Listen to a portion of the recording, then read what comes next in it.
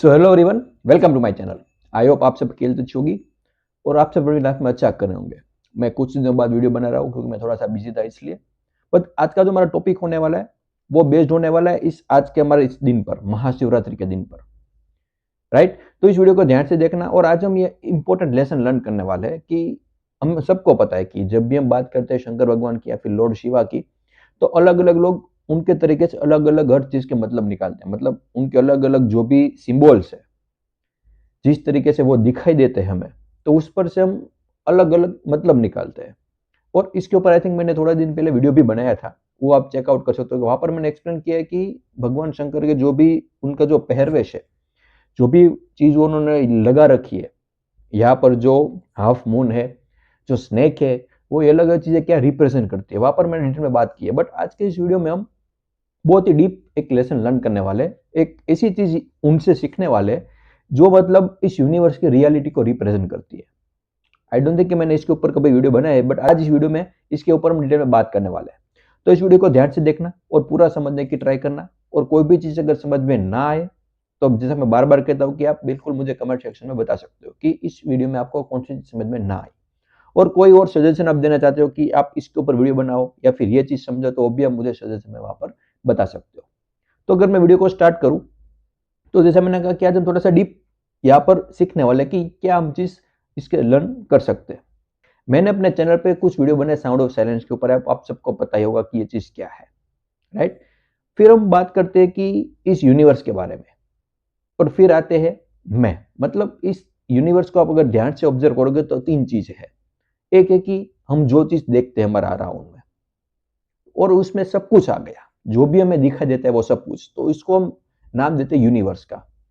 और एक है ये बॉडी, जिसे मैं कहते हैं कि मैं ये हूं, तो ये मैं हुआ। और तीसरा हुआ साउंड ऑफ साइलेंस, राइट। अगर इसके बारे में आपको आइडिया नहीं है तो आप मेरी वीडियो को देख सकते हैं, जहां पर मैंने साउंड ऑफ साइलेंस के ऊपर डिटेल में वीडियो बनाई है, राइट। यहाँ पर हम देख सकते हैं कि यहाँ पर तीन एस्पेक्ट हमें नजर में आए कि एक मैं, जिसे आप सेल्फ कह सकते हो, दूसरी चीज हो गई कि साउंड ऑफ साइलेंस, और थर्ड हो गया यूनिवर्स। ये तीन चीज है जिससे मिलकर के पूरा यूनिवर्स क्रिएट होता है, मतलब हमारी दुनिया क्रिएट होती है। तो इसी के ऊपर हम बात करने वाले कि जब भी हम बात करते हैं कि मैं और साउंड ऑफ साइलेंस के बारे में, अगर आप इस चीज को ऑब्जर्व करो, मतलब बॉडी को ऑब्जर्व करो, तो बॉडी एक्चुअल में क्या है, इस यूनिवर्स में ही क्रिएट हुई है और एंड में यूनिवर्स में ही खत्म हो जाएगी। जब भी यहाँ पर अंतिम संस्कार दिया जाएगा इस बॉडी को, तो एंड में वो इसी यूनिवर्स में, इसी अर्थ पर मिल जाने वाली है, राइट। तो इस बॉडी को और अर्थ को, मतलब यूनिवर्स को, हम अलग नहीं दिखा सकते, बिकॉज ये बॉडी उसी में से क्रिएट हुई है और उसी में एंड में चली जाएगी। तो यहाँ पर हम तीन एस्पेक्ट बोल तो रहे हैं, लेकिन एक्चुअल में दो ही है। बिकॉज जब भी हम बात करते हैं सेल्फ के बारे में, तो सेल्फ में ये बॉडी आ गई, और बॉडी तो यूनिवर्स में ही क्रिएट हुई है और यूनिवर्स में ही मिल जाने वाली है। तो बॉडी यानी कि सेल्फ और यूनिवर्स दोनों अलग अलग चीजें नहीं है, दोनों एक ही चीजें हैं।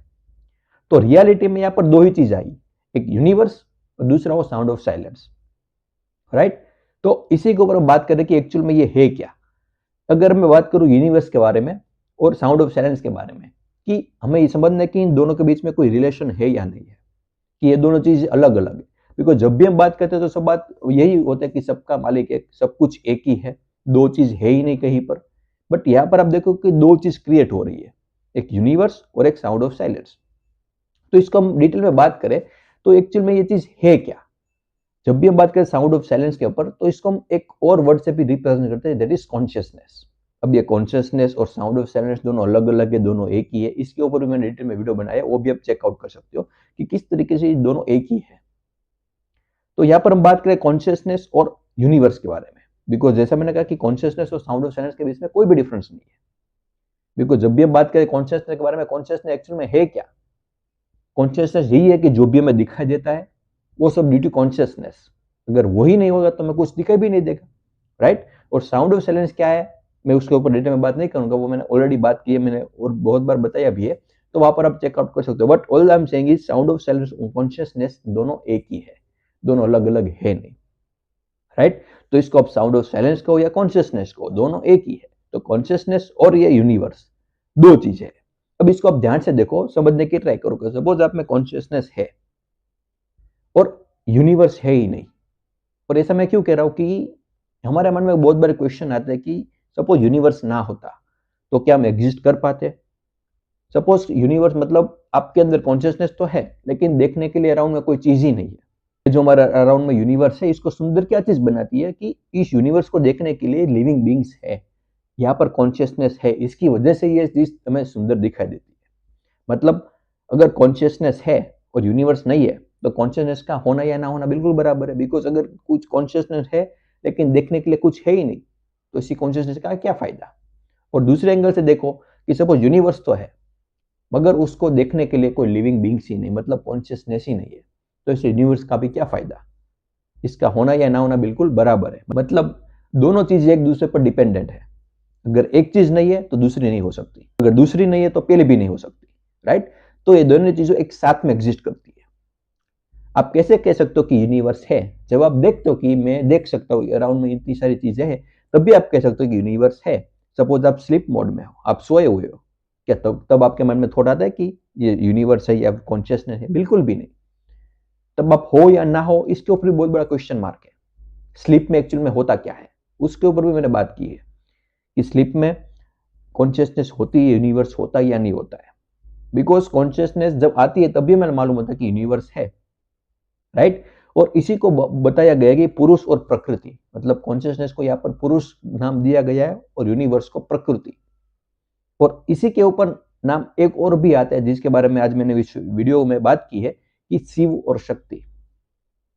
मतलब पुरुष पार्ट जो मतलब जो कॉन्शियसनेस है उसको हम रिप्रेजेंट करते हैं शिव के नाम से, और जो यूनिवर्स है उसको हम कहते हैं शक्ति। और जब ये नाम है शिव और पार्वती के ऊपर से है कि शिव और शक्ति।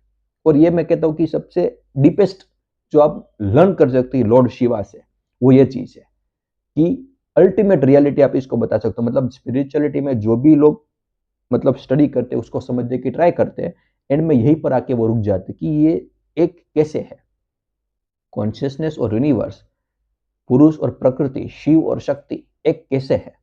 हमारे माइंड में बहुत बार क्वेश्चन आता है कि सपोज अगर हमारे अराउंड में जो मैन और वुमेन दो चीजें हैं, दो लोग हैं, दो प्रकार के जेंडर है, अगर उसमें से एक नहीं होता तो क्या दूसरा एग्जिस्ट कर पाता? इसी तरीके से हम इसको रिलेट कर सकते हैं, पुरुष यानी मेल, मेल फिनोमिना, यूनिवर्स मतलब जो फीमेल फिनोमिना है, वो दोनों एक दूसरे पर डिपेंडेंट है। एक नहीं है तो दूसरा नहीं रह सकता, पुरुष नहीं है तो प्रकृति नहीं रह सकती। मतलब कॉन्शियसनेस नहीं है तो यूनिवर्स का होना या ना होना बराबर है। उसी तरीके से अगर शक्ति नहीं है तो शिव का होना या ना होना बिल्कुल बराबर है, राइट? तो दोनों एक दूसरे पर डिपेंडेंट है। इसको हम अलग अलग तरीके से समझने के लिए इसको अलग अलग कहते हैं, बट एक्चुअल में एक ही है, राइट?